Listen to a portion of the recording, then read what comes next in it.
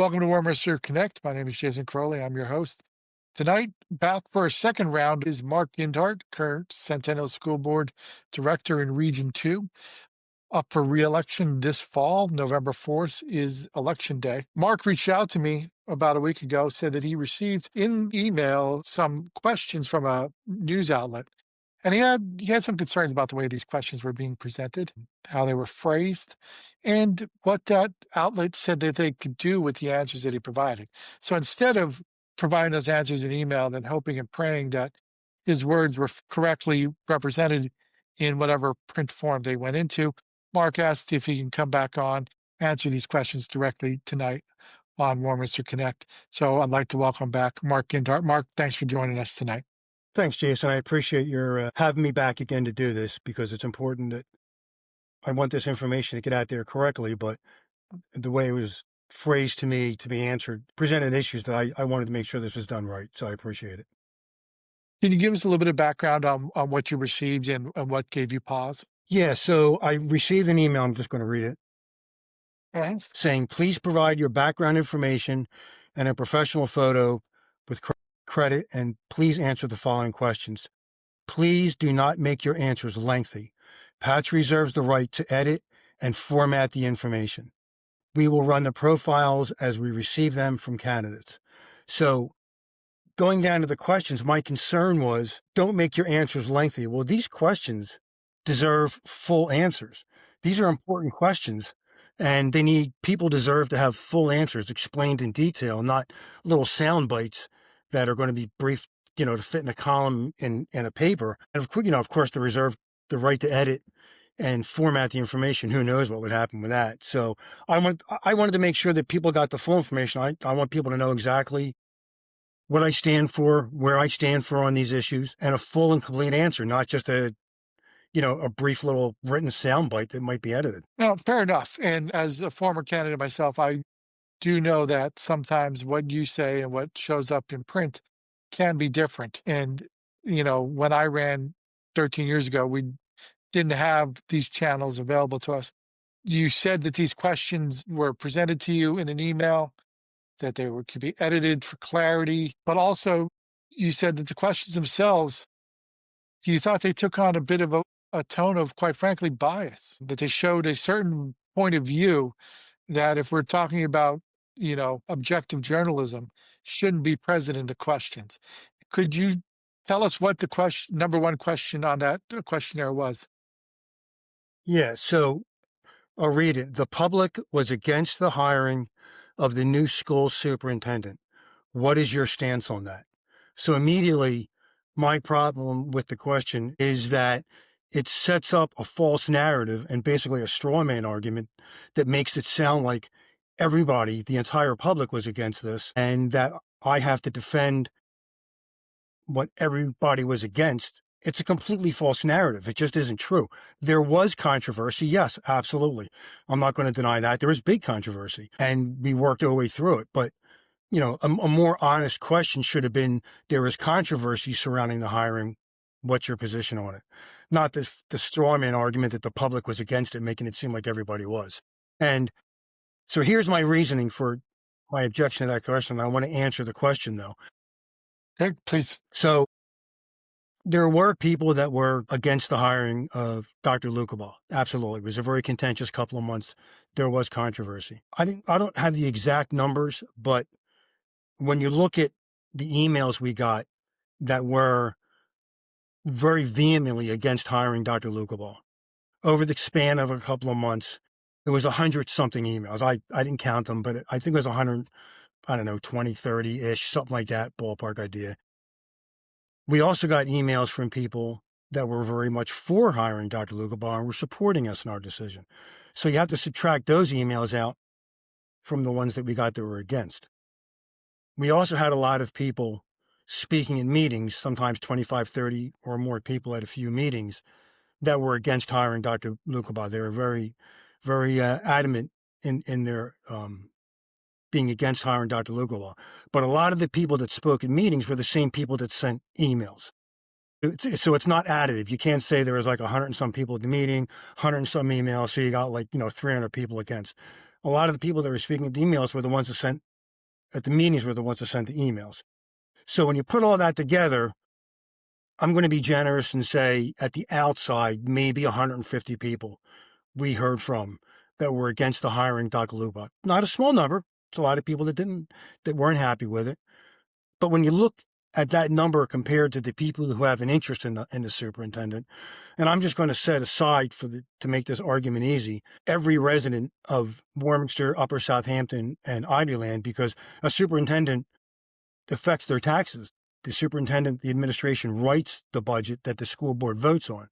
So every member of all three of those districts have a vested interest in who the superintendent is because he's going to eventually affect their taxes. But I'm going to leave that out of it just to keep the math easy. We have a little over 5,000 students in the district. If you assume 2 parents per student and then allowing for, single parents or families with multiple children, 10,000 something individuals that have an immediate, very real vested interest in the superintendent, because that person is going to be affecting the day-to-day education of their children. So that's 10,000 some people. We had 100 and some people that were writing us against it. That's 1%. So 1% of the people that had a very real, immediate, significant interest in who the superintendent was, only 1% of the people were telling us that they were against it. So it's not the public writ large like it's everybody. That 1% is important. Those people's voices matter, but it wasn't the large number it's portrayed to be. With everybody being angry about how the decision went, my take on that is people are angry because a decision was reached that went against 1% of the population, but was within line with 99% of the population. It was a controversial issue, but it wasn't everybody. It wasn't a very large number. It was a very statistically small number of people. Their voices matter, but it was a small number. And, it turns out that after going through all that, we ended up, it was right. Dr. Lukabaugh has been fantastic. He's already in 6 months, he's been doing fantastic things. He's found a way to save us millions of dollars with bringing certain education things back in-house. He found that we weren't collecting hundreds of thousands of dollars that we were doing PIMS money, which is money we're owed when students outside of the district are educated here. He's already been doing a lot of these great things, saving a lot of this money, having parent councils, teacher meetings, student councils. Everybody I've talked to loves the guy, and he's been doing a great job. So it turns out that the decision that we knew was right all along was the right decision. And if people are interested, I just point them to a video I did a little while ago on this channel on the hiring of Dr. Lukabai. I go into it in depth as to the decision-making process and why we went that way and why I'm okay with the hire. When you were going through the process, did you feel like that it was genuine anger towards the Lukabaugh thing? You Did you feel like that it was being people had true concerns with it, or did you feel like we were being pushed a particular point of view because it could make hay in an election year? Yeah, a lot of the emails we got, they did seem very formulaic where it was, slight variations on a theme. I mean, you see in the news media when something happens and within minutes, every major news organization has basically the same script with a little bit of variation. That's what the emails were. They were all basically variations on a theme. They were basically the same idea. I've been on the board for 4 years. I was a police officer for 20 years. I'm very used to listening to people, discerning intentions, motivations behind what people say and do, looking deeply into what people are saying. And you can tell when people are speaking from genuinely from the heart, when they're saying things that they just know that they should be saying. And a lot of the comments at meetings there was a lot of anger, but they were very vague. There wasn't anything real specific. It was the same things being brought up over and over again. It was, look how much money his separation cost Central Bucks, when there was no mention of the facts of why that happened. He was contractually due that money. They fired him without cause. It would have set up a legal fight that he would have won and would have cost the district millions of dollars in legal fees. So it was better to settle it. Common sense, things like that never came into it. It was all very much emotion, very little rational argument behind it, and all basically the same variation on a theme. So yeah, it didn't strike me as being entirely grassroots, entirely, every individual having their own individual problem with the hire for specific reasons. It was all basically just a lot of different people saying the same thing. So we spent quite a bit of time on the superintendent, but there were two more questions on here. And the second one, when you told me about it, you also mentioned that this question in itself may have betrayed a certain lack of understanding of what we ask the school board members. Can you tell us about question number two on the questionnaire? Yeah. So question number two is, what educational background do you bring to the position? Setting it up another false narrative, another straw man argument, and quite frankly, shows a significant lack of understanding by the person asking the question of what a school board is for, what a school board directors do, and why this system was set up the way it was.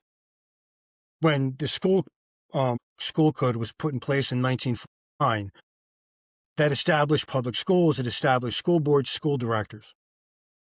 It was set up in the way it was because it was recognized that educating students is extremely important. Running a school is very important. And you want the best possible people to be able to do that. In order to have the best possible people, you have to have the widest possible candidate pool. So if you open it up to everybody in a community, anybody can run to be on school board. They can make their case. Their neighbors and other residents can decide if they want this person representing them. That person, if elected, then brings their particular talents to the board and uses those talents to set the overall tone and direction. For instance, one of the people on the board right now, very business savvy. He's on the finance committee. Another member of the board is very connected with the community. She brings the community input into the board in a very important way. I'm a retired police officer and paramedic, so I look at things from more of a safety standpoint and a practical operations kind of way. Another member of the board has been a very long time serving member of politics in the area, was a township supervisor, was a county commissioner for a long time, brings all that knowledge of how to run a board, how to run an organization, how to run meetings. So for that reason, when the school code was initially set up, anybody was allowed to do it with the understanding that you're going to bring your talents, you're accountable to the people who elected you. But if you restricted members of a school board to having educational background, knowledge, and training, you're going to reduce your candidate pool significantly. So a lot of good people will never have an opportunity to bring their talents to the board. And because the jobs board is to oversee the district, make sure money is being spent wisely, make sure that things are heading in the right direction, make sure that things are going in accordance with the way parents and residents and taxpayers want. If you put someone has educational background, training, and experience into the role of a school board member, it's kind of like putting a fox in charge of the hen house. You don't want that person making the decisions. You want someone like you, your neighbor, a friend making those decisions that you can have a conversation with. And then school board directors then hire a superintendent. The superintendent is the person with the knowledge and the expertise. We hire that person. That person then runs the day-to-day operations of the district. The school board members we don't even have the authority to do that. So the superintendent hired by the board is the person that knows education, knows how to provide an education, has the degree, has the information. We hire them to run the board on a day-to-day basis. And, I think it's worth pointing out that, as I said, the school code was put into place in 1949.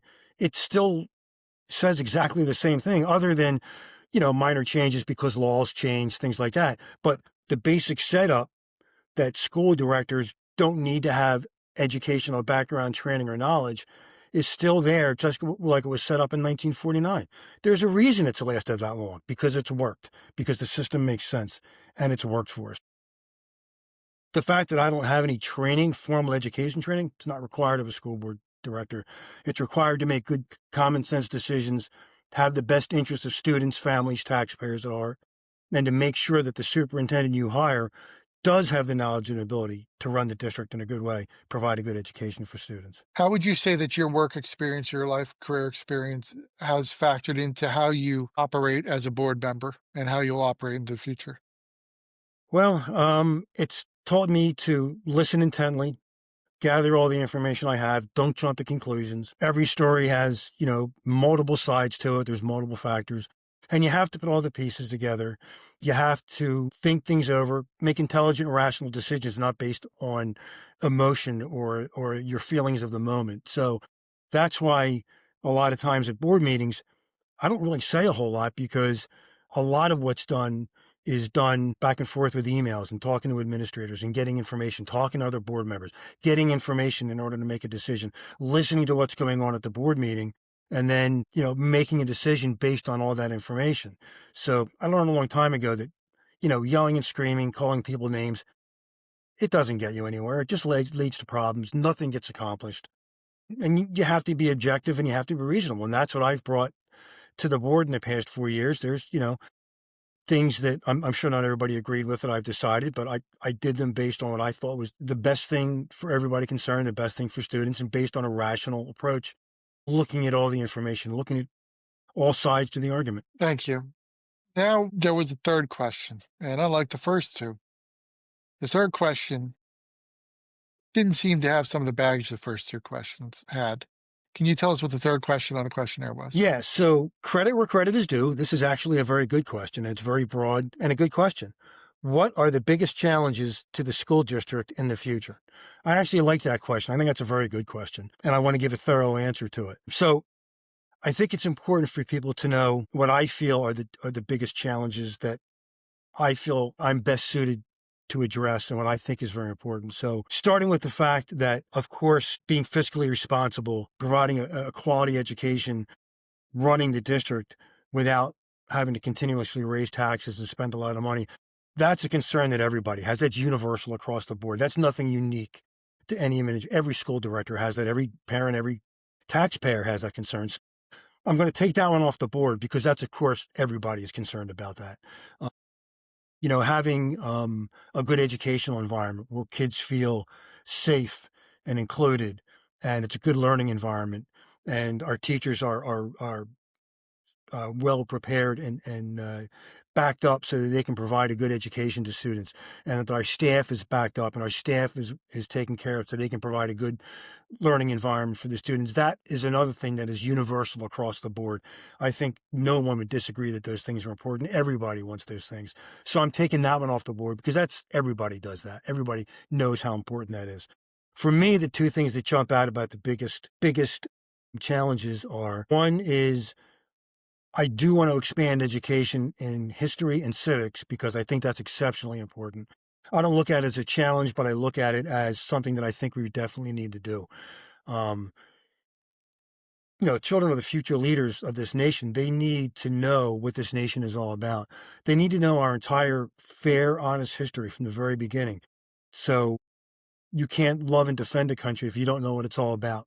So I want to expand history and get a full history education for everybody. I want to expand civics because you can't grow to really, take part in your civilization and in your community without knowing civics, without knowing how it works, why it works, the very core basics of what makes our country great and what makes our communities and our schools and our cities and towns work. It's a very important fundamental basic. I look at that as basic as English, math, reading, all the other topics. I think civics is just as important, and that needs to be addressed. I think we need to go in that into depth because that pays dividends down the road. If kids coming out of school are well versed in how the system is supposed to work, so they can work within it and they can make positive changes in the future. As for the challenges we face in the future, the single biggest challenge that I see is school security. School security is absolutely huge. It's paramount. Things are not getting better. They're getting worse in terms of school security. And we see school shootings happen. We see intrusions happen. We see violence happen in schools. And we have to be prepared to deal with this. And you asked me earlier about my career, how that prepared me for this. What that has taught me is you have to be prepared to face anything. You have to accept the reality. You can't wish away problems. You can't wish away bad things happening. Bad things will happen. Bad people exist. Bad people will do bad things. Bad people will do bad things in schools. It's going to happen. The fact that it hasn't happened here doesn't mean that It's not going to happen because it's Warminster. It's not going to happen because it's sleepy little Bucks County. It means that we've been lucky. That's all it means. We've been lucky. It just hasn't happened here. Who knows if it will or it won't? But you have to be prepared for it. It's an uncomfortable truth that people have to, wrap their heads around, that you have to prepare for this. Hoping something won't happen, wishing it won't happen, that's not an answer. That doesn't prepare you to face the threat. I want to increase school security. There are many, many ways to do this. Uh, by hardening the schools, we can make them not attractive targets. We can increase multiple ways to increase security around the school by presence of security officers. There's ways to protect the schools from intrusion, like sheeting on windows that doesn't allow them to be shot through, so people can't shoot through a window at children or get into a building. And of course, the biggest issue, the elephant in the room that no one likes to talk about, is we have to be prepared to face and mitigate a threat if one appears.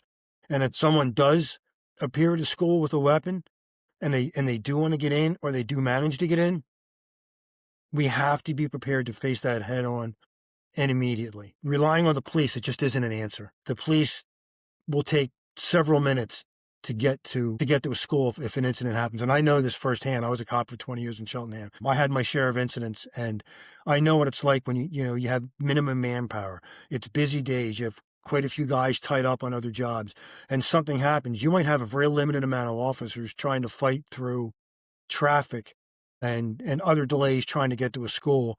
And you might only get one or two guys there initially after a 3 to 4 minute response time, which, by the way, is not far from the national average. So it's going to take 3 to 4 minutes for an officer to even get there, pulling into the driveway. That doesn't include stopping his car, getting his gear out, getting his rifle out, getting into the building, fighting his way in against all the panicked kids coming out, finding out where the shooter is, getting to the shooter, and then mitigating the threat and stopping the shooter. That could easily be 4 to 5 minutes. That's an enormous amount of time. I would just ask people, if they don't think that really is a big amount of time, when you're done watching this video, turn off your phone, turn off everything except for a timer, and set a timer for 5 minutes. And then picture yourself walking through your child's school. How far can you get in 5 minutes? How many classrooms can you get into in 5 minutes? It's terrifying, the reality. So we have to be prepared. We have to take security seriously. And that is my mission if I get reelected, is to work closely with Dr. Lucabaugh on the board to get security beefed up. I want armed security in the schools. It's the only way to keep our children safe. If someone with a gun gets into the school, you need to have someone in the school to stop that person. It's my mission. If I get reelected, it has to happen. And I did do a video on that too, which is also posted here, where I go into it in greater depth if people are interested. We can link back to that video for sure. Well, we've addressed 3 questions. Before we go tonight, I just want to get your take. We're recording this on Tuesday, October 21, and 2 weeks from the election. How are you feeling about the state of the campaign and the last 2 weeks of this race? I think I am cautiously optimistic. I want to be careful saying that, but Of course. I've been talking to a lot of people, and a lot of people, they agree with what I say about security. When I start bringing that up, I see that people kind of lock in. They start listening to me. They ask me questions. They engage. It's typical when you're knocking doors and talking to people that they see someone coming with what looks like campaign literature in their hand, and they draw the shades, they close the door, they turn the lights out. If I manage to talk to people, I don't get yeah, thanks, I'll look at it. I'd say, let me talk to you about school security. And what? And then they listen, and then I'm talking to them for 5 minutes, and they really are engaged in it. So for that reason, I'm cautiously optimistic, but I also know that our elections are elections, and nothing is for sure until the end of the day, at the end of the election. So it's incredibly important for people to come out and vote. This is an off-year election. It's a very off-year election. It's not a presidential. It's not Senate. It's not House. People tend to think that, it's not that important. Some people don't even realize there's an election coming up because it's not all over the news as much. But it's important for people to realize that as important as presidential races are, as important as federal House and state seats are, even as important as state representative seats are, the most important race is the local one, because, what happens with the school board is going to affect you your kids and your taxes immediately from day one. What happens with township supervisors who run the township? That's going to affect you from day one. Local races are incredibly important, and the only fear, I guess you want to call it, I have is that when people are angry, when they're upset, it's human nature. They're going to come. They want to make a difference. They're going to come out. So the people that are angry about things, that want things to change, they're going to come out and vote. When people are happy, when people don't think there's a problem, they tend to think, I don't need to do anything. Everything's good. And those are the people that tend to stay home. And that's how elections get lost and directions change and things go bad. It's really important for people to know, if you like the way things are going, if you think the district's moving in the right direction, if you like the things that I've said tonight and the things in my other videos, if you agree with what I said, in order to keep that happening, it's crucial that you come out and vote and make your voice heard and enable us to keep going forward, because without you, it's not going to happen.